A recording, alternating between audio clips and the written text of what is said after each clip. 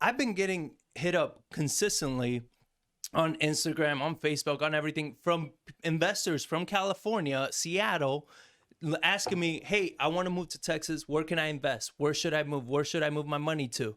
Right? And we don't do those things where we find properties for people, because all the deals, everything that we do for us. Yeah. Right? We keep it in house.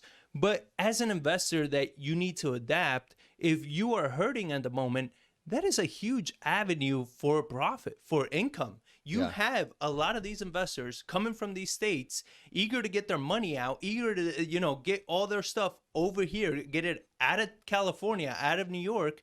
That's where your opportunity is. You need to start marketing and catering to all of these investors that are coming from out of state. Even if you're a traditional realtor, you need to be catering to those buyers.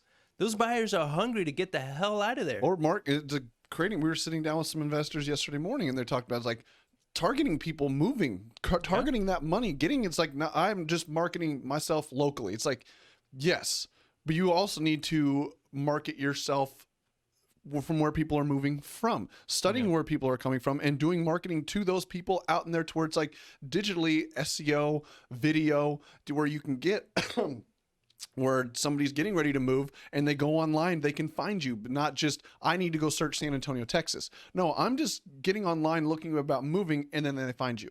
So that's a huge opportunity when you see these people moving around and leaving certain areas, fleeing other places. And then you look at those numbers of like the 12th time in 120 years.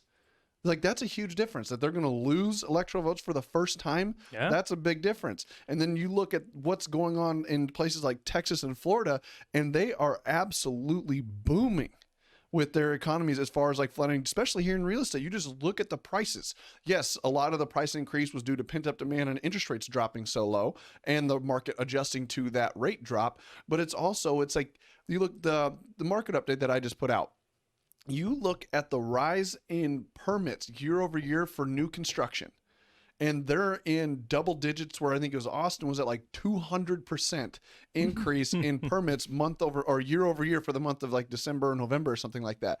And we'll make sure we'll link that below if you haven't seen it yet.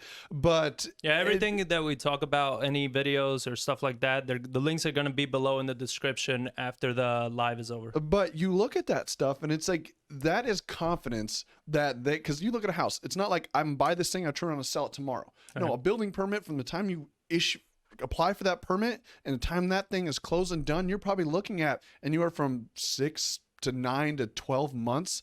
So they're expecting their confidence that, hey, in 12 months, this demand is still going to be here.